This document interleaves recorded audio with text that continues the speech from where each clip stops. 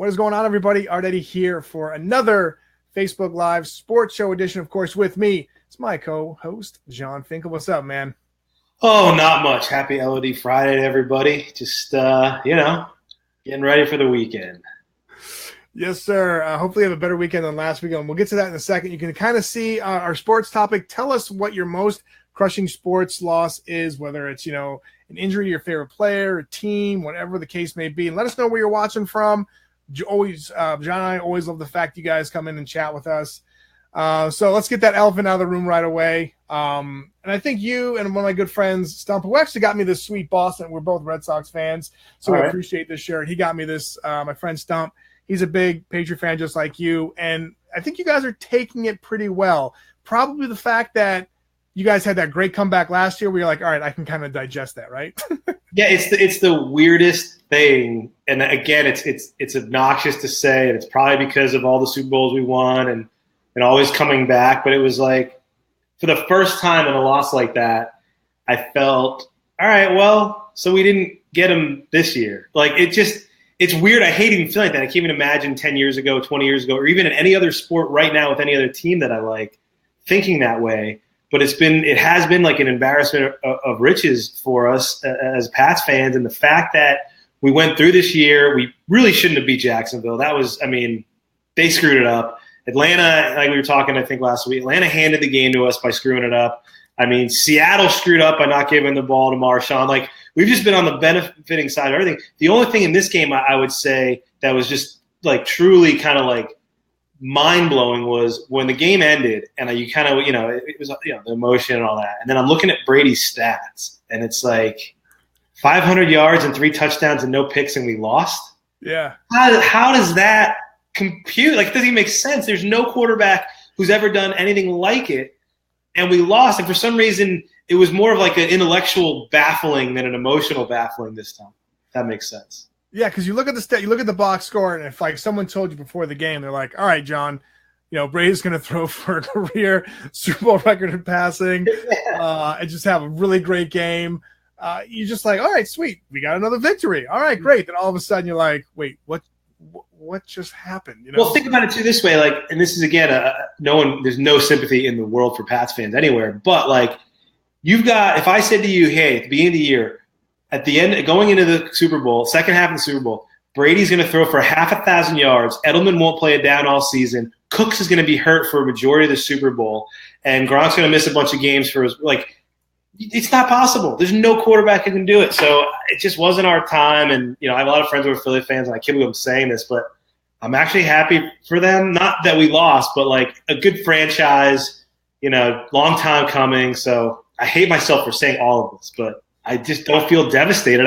I was doing research for this podcast. I have 10 other events that I came up with that were like crushing for weeks.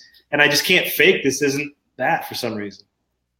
It's for you and everybody else who are Patriots fans. It's almost kind of like, all right, fine, we lost, okay. But again, the stat that like gets me, and I want to go over because someone talked about, and this is so true for a Capitals fan. Where is it? I just had it up there. Howard Strother Jr. goes. The Caps losing every second round in the second round every year. And I have a neighbor who just moved from DC to here, and he's a Caps fan. And we were talking about actually 2 days ago we were talking about the Patriots and all that. And he was like, yeah, so you're from New England, right? So you're a Patriots fan? I'm like, no, I'm a Niners fan, but a lot of people are taking it really well. And he's like, why do you think? I explained the Falcons thing, but I'm also, too, I go, look at Tom Brady's career. I said, half of his career, he's made it to the Super Bowl. I said, what happens if Alex Ovechkin made it half of his career into the Stanley Cup? He's like, I would just like for him to make it once in the Stanley Cup. So Capitals fans, we feel you. And then Robert Allgood says the Browns. That's I don't know, man. If Kirk Cousins goes there and you have Josh Brown, the defense, you never know. But I want them to do well. Yeah, the Browns. We lived in Cleveland very briefly for about 8 months, and my dad actually went to the Fumble game, and he was always a Pats fan. He always says is that like the heartbreak back then is the Patriots were so. Let's put it this way: in 1986 or whatever, the Patriots were so bad that he was happy to hop on the Browns train with Biner and Kosar and all those guys. So eventually things flip around. Are you laughing at Jeremy's thing right there?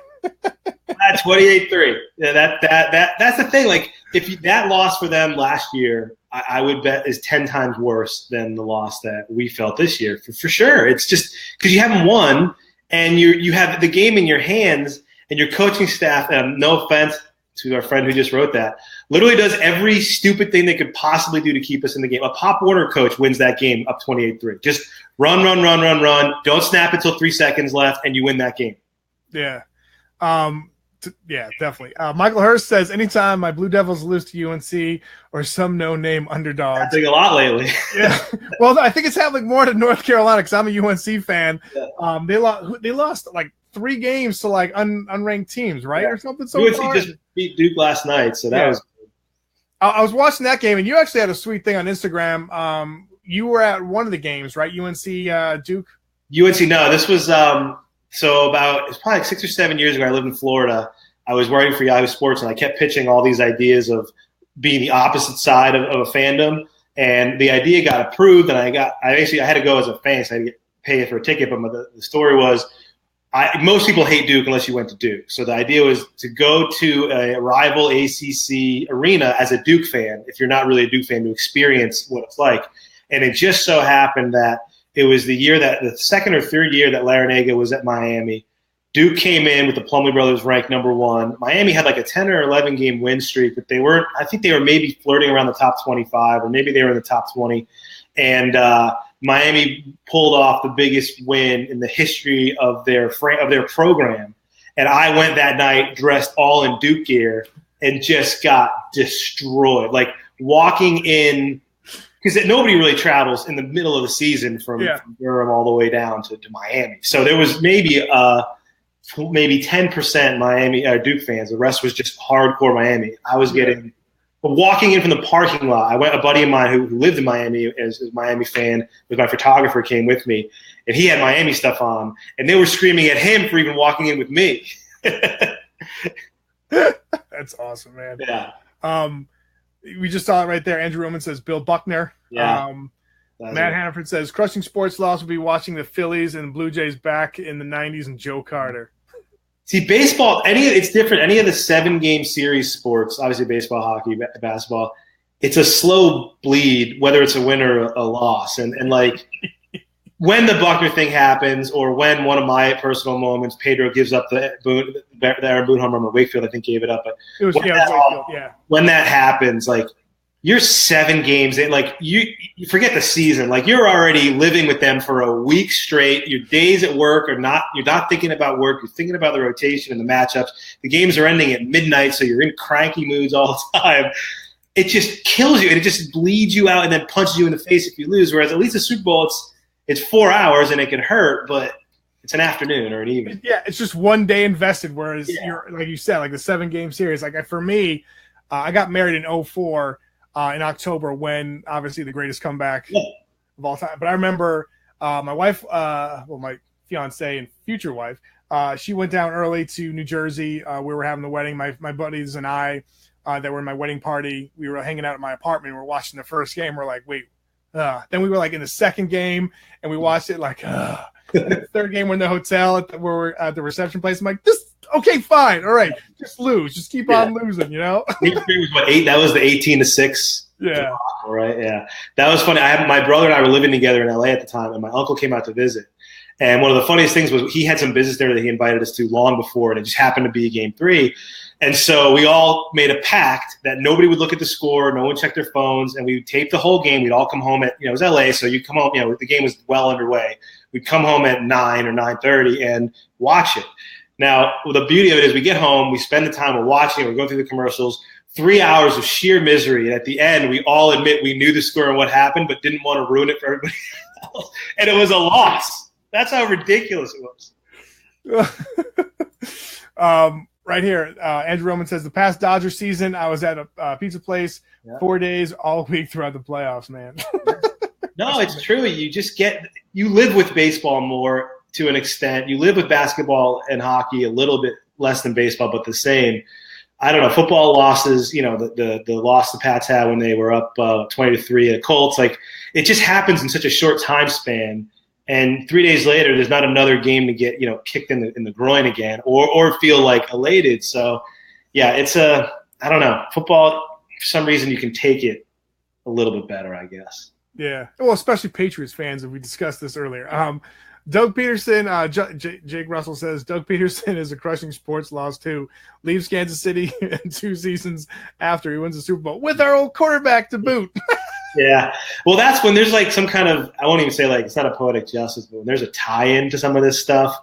You know, the year I remember, the year when I think it was 2008 when the Sox lost to the Tampa Bay in 7 games. And we knew, and you probably, like Manny was, like we didn't have any more Manny. He was basically playing his way out and sitting, and he goes to the Dodgers and just basically tries again. And we should have won. 2008 was our year. Like 2008 was another year we should have absolutely won. We had everybody there. And he goes to the Dodgers. You're watching him. I think he hit like 30 home runs over the final stretch with like a ridiculous OPS. And the Dodgers obviously didn't win that year. But the whole time you're just thinking like those are all runs. Like those are our runs. Having him in the lineup means we win again. And we lost the Rays in 7. I mean, he loses to Tampa. Red Sox fan. Yeah, Red Sox fan. I know. Matt Hadford says, for my wife, it's probably watching what should have been the coach of her ECU Pirates football team now destroying people at Oklahoma. There you go. Yeah, Eastern Carolina, you know, I got to say, Eastern Carolina did the thing that I hope JMU doesn't do, which is jump up to 1A or whatever, you know, BCS level now, because JMU's they're in the finals every year of the FCS tournament, and it's really cool.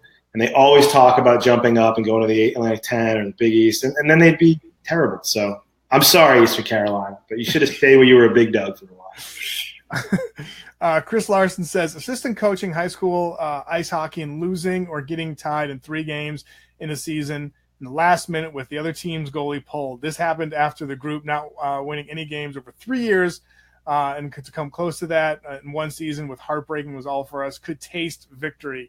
And that I think that's even harder too, where you're like, you're coaching these kids, especially in high school, and like that's the point where they get it. They put all the blood, sweat, and tears. You're putting them in practices. They're not pro level, but it's up there too. You know, they're sacrificing time with their family, friends, and doing homework so they can like have that one goal. And you know, for Chris to kind of share that, we appreciate it. That's when it starts getting. I'm not saying elementary, like when you're like 5th grade or whatever, or middle school. Yes, but I think high school, you're just like, this might be the last time I'm playing again if I don't go to, college. Yeah, there might be intramurals, but like that is where like things get real. Well, it's weird. It actually brings up a different aspect of this whole thing too. It's like choking away a victory. Like when you get blown out, it's like literally last year we talked about the Falcons game. Like there were moments in the middle where you're like, all right, at least it's not a heartbreaking, like, stomach punch loss. Like, we're out. We're getting outplayed. We're not good. Okay. But, like, I mean, for Atlanta on the other side of that, that's why it's so much worse. They were 2 quarters away from what their win probability should have been was in the 90 percentile.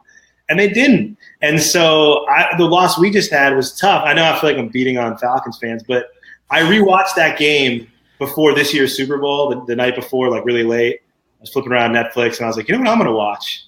I'm going to watch last year's Super Bowl, the second half.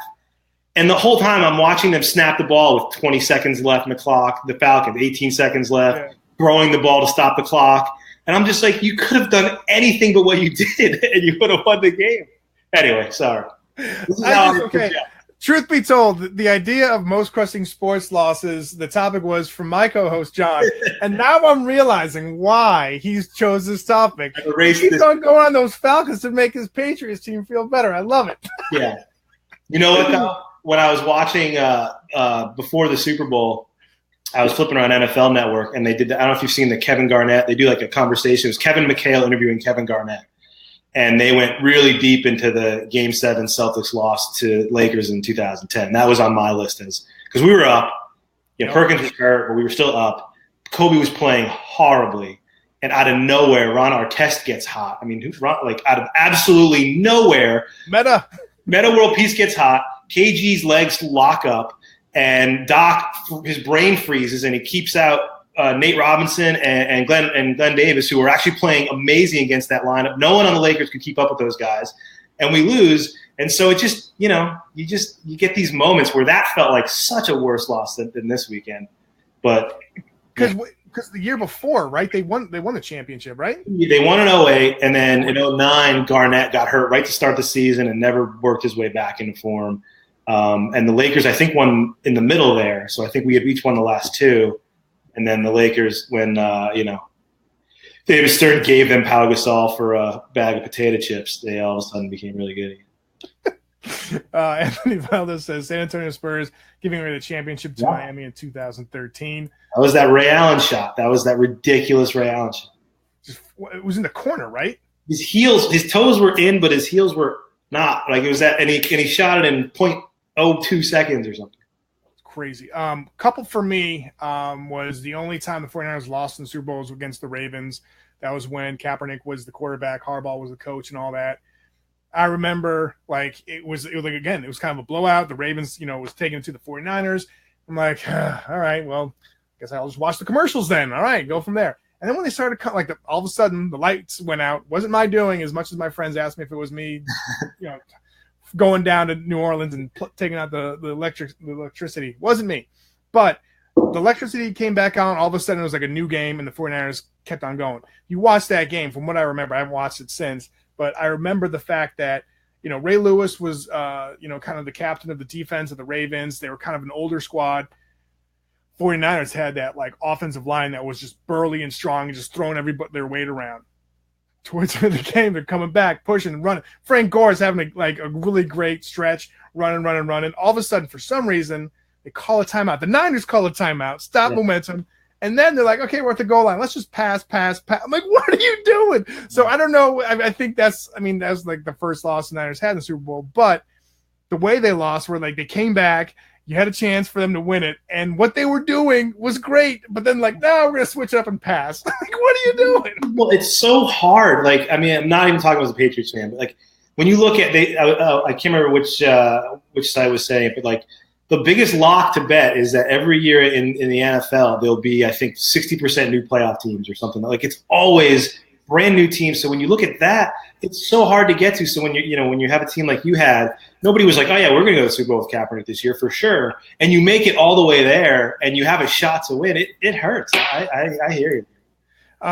Everybody, we appreciate you checking out the sports show. We'll be on next week. Obviously, the time at 1:00, we had to push something. It was a life of dad moment for me.